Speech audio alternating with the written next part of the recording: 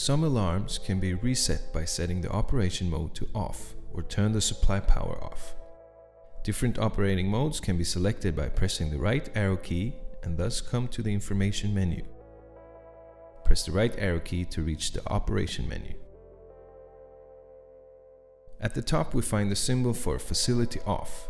Press the right arrow key and select the icon for Facility Off.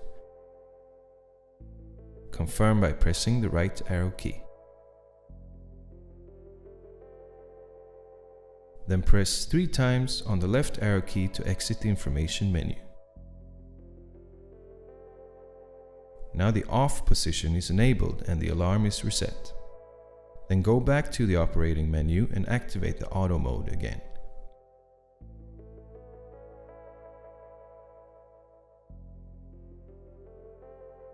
If the alarm still remains, contact your service technician.